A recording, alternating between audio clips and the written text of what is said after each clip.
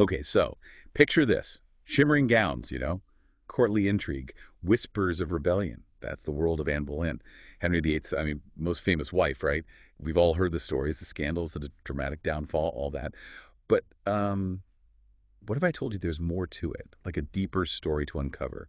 A woman, ambitious, intelligent, who basically like dared to challenge everything. It's really interesting, how history remembers powerful women kind of through like a distorted lens. And Anne Boleyn, perfect example. She's just, the scheming seductress. But her story, it's so much more than that stereotype. Yeah, for sure. And that's exactly what we're looking at today.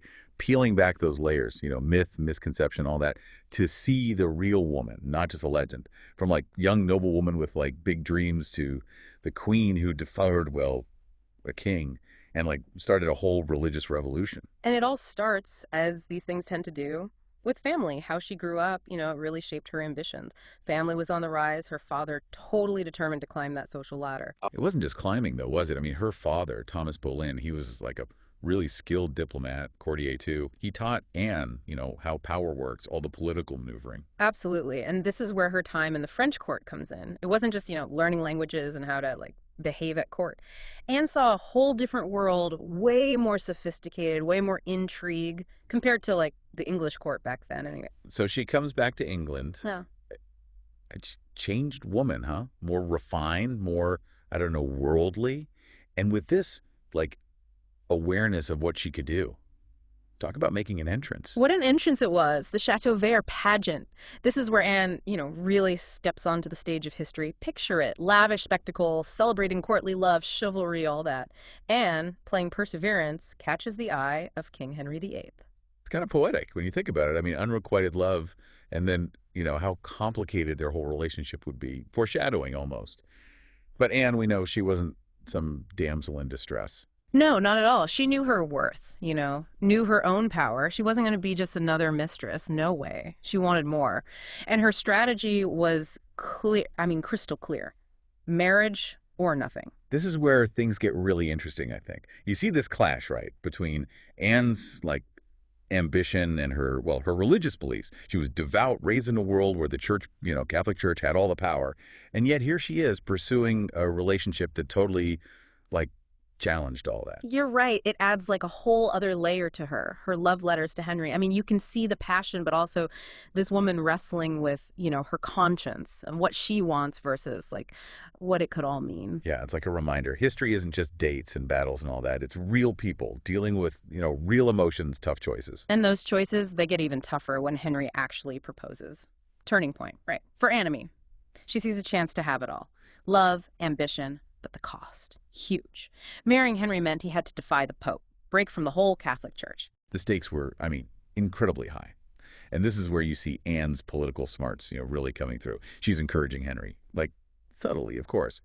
He's getting more and more unhappy with the church, and she's, nudging him towards reform. She introduces him to this book, The Obedience of a Christian Man, right? Challenging the Pope, saying the monarch, the king, should be closer to God. Bold move.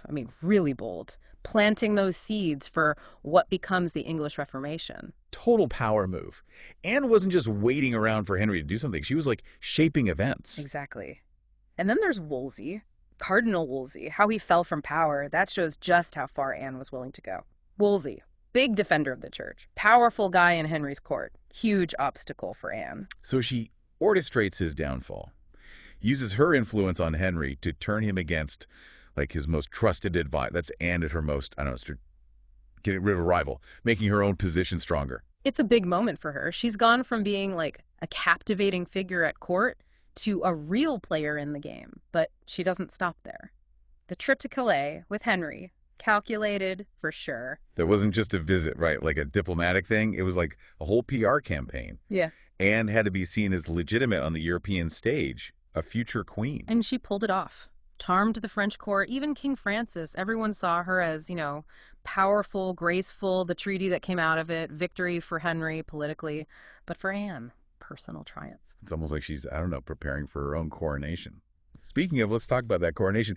It was a moment of triumph, right? Years of, like, ambition, maneuvering. It all led to this. But a lot of tension, too. These lavish ceremonies, they were supposed to solidify her position. But people had mixed reactions. Lots of them were still loyal to Catherine of Aragon, Henry's first wife. And the insults. Concubine, the she-devil. They really show how much resentment she was facing. She'd done what seemed impossible, but staying in power. With all that opposition, that was going to be the real challenge. And that's where we leave Anne for now, right at the peak of her power. But, things are far from stable. So we left Anne, at the top, Queen of England, all that. But history, it's rarely a straight shot to the top, is it? More like a roller coaster, right? Ups and downs, all that. Exactly. And Anne, well, she's like the perfect example. Made it to the top, the summit, but staying there, that's a whole other story. Treacherous, I'd say, trying to keep that balance. The pressure must have been, intense, right? Defied the king, made enemies at court, and everyone's watching, waiting for her to, deliver. The heir, of course. Henry, he was obsessed with the Tudor dynasty, needed a son. And for Anne, it's a daughter, Elizabeth. Big turning point, but maybe not the way she hoped. It's kind of, heartbreaking to think about. Becoming a mother, amazing, but the pressure, the expectations. And this is Henry VIII we're talking about. Not exactly known for, being patient or loyal. No, not at all. And already, Henry's attention is starting to wander. Rumors at court, new favorites, possible mistresses. And this court, they never really accepted Anne as queen, did they? Nope. It's like she's in this, gilded cage, luxury everywhere, but she knows it's fragile. Always that threat, people wanting to see her fall. And fall she does. The charges against her, adultery, incest, even treason. Historians still debate it today. Yeah. Were they real? Or just, Henry's way to get rid of her. She'd become more of a problem than, a benefit. It's hard not to see the politics in all of this. Eh? Anne's enemies, the ones who hated her rise to power, they saw a chance, right? Oh, Whispering in Henry's ear, making him paranoid. Right. Making Anne out to be this threat to his crown, to the whole country. And Henry, maybe he believed it. Maybe he just wanted out of the situation. Either way, he lets himself be convinced. The king who defied the Pope for Anne is now, condemning her. It really shows you how power works, especially for women back then. One minute you're the most powerful woman in the land, the next you're imprisoned, your title's gone, and you're facing execution. And her time in the Tower of London, that's, I think, a really powerful part of her story. Separated from her daughter, not knowing what's going to happen. She must have felt the full weight of her fall.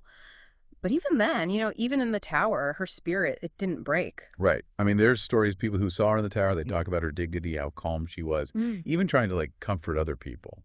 It shows you her strength, I think. She wouldn't let herself be completely broken. And her final moments facing, the executioner, I think those say the most. She insisted she was innocent right till the end, even with, the axe about to fall. No begging for mercy, no breaking down. It was defiance, one last act of defiance, refusing to play the role of, the repentant sinner. It's a scene that's, captivated people for centuries. The queen who lost everything, meeting her end with, grace, courage. Tragic for sure, but it made her a legend, not just a victim, but a woman who wouldn't be silenced, not even by death.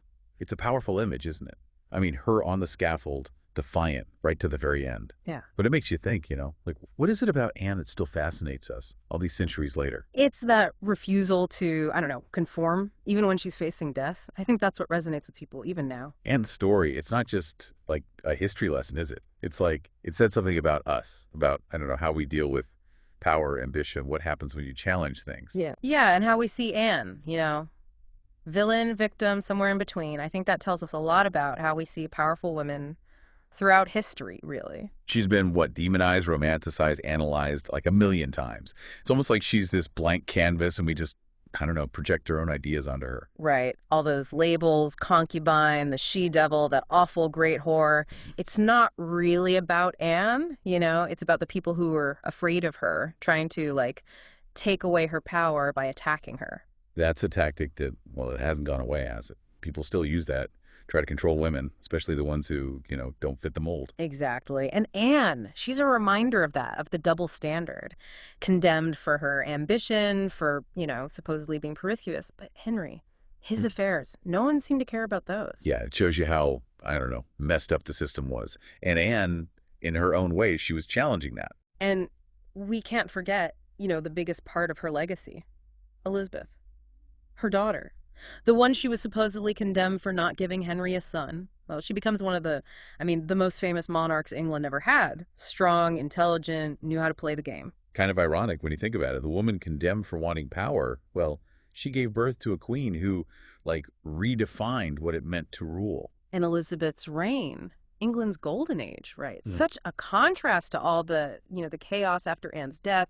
It makes you wonder, what if Anne had more time? What if she'd been able to, really secure her position, help Elizabeth on her way to the throne? It's a good question. Maybe that's part of why we're still so drawn to Anne. It's a story of what could have been, of potential cut short. This woman who reached for the crown and, well, paid the ultimate price. It's a powerful message, I think. And story, it tells us to, question what we're told, to look beyond the easy answers, find the truth, even if it's complicated, even if it makes us uncomfortable. Right? To challenge the systems that try to, I don't know, hold us back, limit us. Hmm. To see the strength in the people who break the mold. Anne may have died tragically, but her legacy, the impact she had, that's undeniable. And if you're interested in her, keep learning about her, keep digging, keep asking questions. That's what history's all about, I think. Trying to understand, find meaning, and hear the voices that, well, haven't been heard for too long. That's it for our deep dive on Anne Boleyn. Thanks for listening, and we'll be back next time with another fascinating figure from history.